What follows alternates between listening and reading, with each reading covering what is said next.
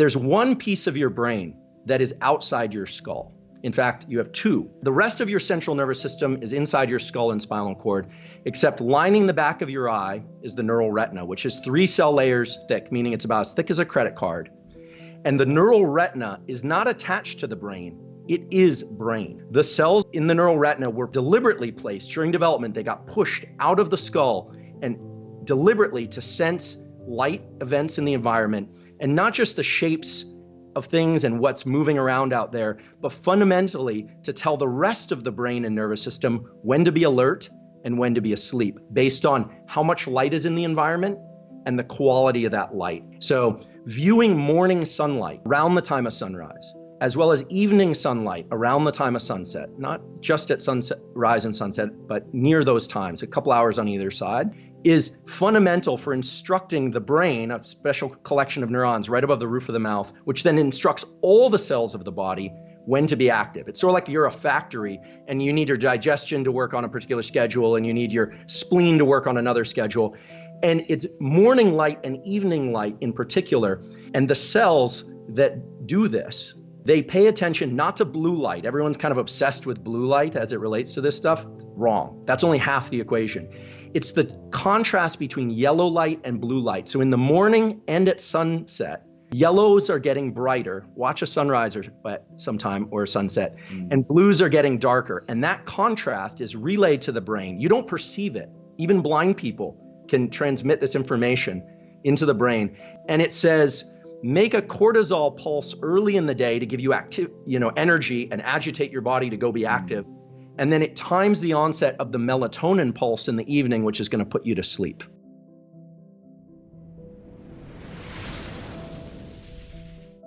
And so when we think about the brain and the nervous system being isolated, it is isolated, but it's as much as it's a machine and a collection of cells, they need to work together and they need to know when to be active. And so it's viewing of morning sunlight in particular and evening sunlight in particular that anchors everything that goes on from the top of your skull to the bottom of your feet in terms of this basic thing of when to be alert and when to be asleep. And screens, but not just screens and not just blue light, making their way into the hours of, say, 11 p.m. to 4 a.m., do just the opposite. There was a paper published in Cell, an excellent journal, showing that bright light activation between 11 p.m. and 4 a.m. sends a signal from the eye to a brain structure called the habenula. The name doesn't matter, but it kicks off a disappointment circuit. It starts suppressing dopamine, and the habenula is linked to the pancreas, right? The brain-body connection, and starts dysregulating blood sugar. Why does it trigger disappointment? Yeah, so this is very interesting. So every circuit in the brain has a push and a pull. So we have a reward system for viewing light at the particular times of day, which are morning and evening and during the day, and avoiding bright lights in the middle of the night. But there's a punishment signal, literally, a chemical punishment signal, whereby dopamine, which is this feel-good molecule that's essential for things like growth mindset and pursuit of goals and well-being of all sorts, is suppressed when human beings or animals view bright light in the middle of this dark phase of their circadian cycle, which is between 11 p.m. and 4 a.m. approximately.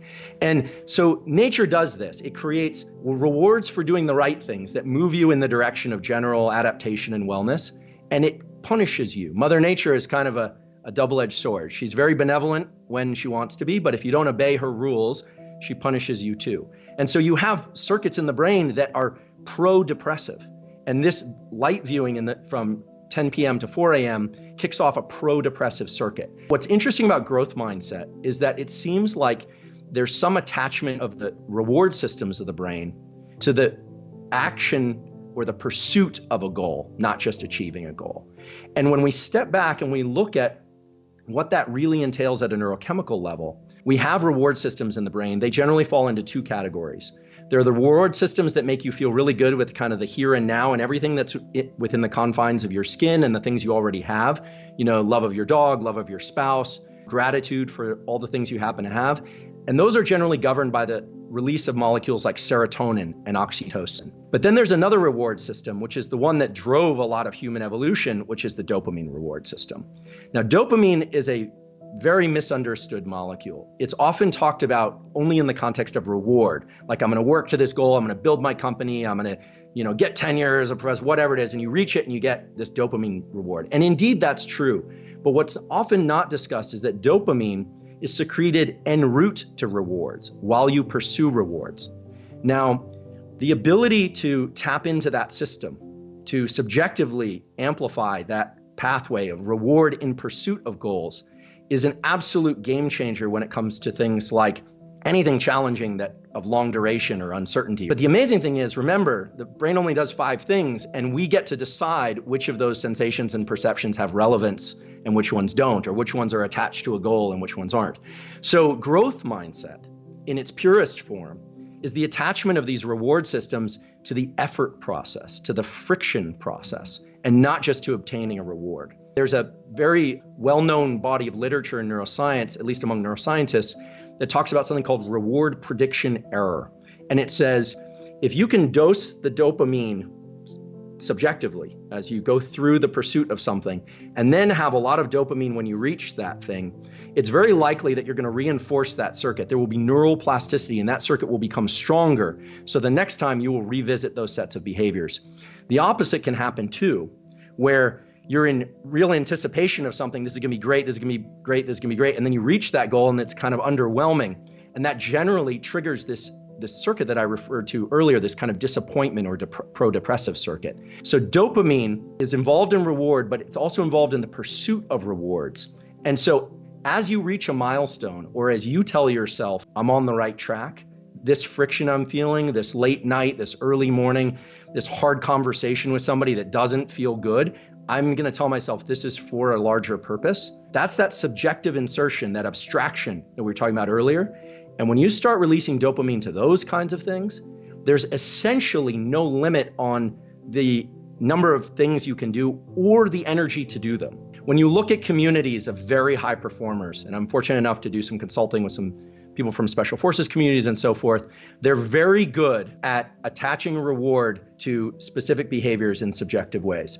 So growth mindset and these dopamine rewards that we subjectively apply are not about saying, oh, I had a terrible day, I performed poorly, but you know what, it's great, I just feel great anyway. It's not about that. It's not about attaching your sense of reward to the ultimate goal. It's about attaching your sense of reward to the fact that you're making action steps that are generally in the right direction. The more you can reward the effort process, the better off you are at building these kinds of neural circuits and these kind of tendencies to be able to lean into anything challenging over essentially any duration. So how does this work? Like, how would somebody do this, right? Well, keeping in mind that adrenaline and epinephrine are all great for getting us into action. This is Mother Nature's way of chemically making us feel kind of agitated. Remember, stress was designed to agitate us, to move us away from things and toward things.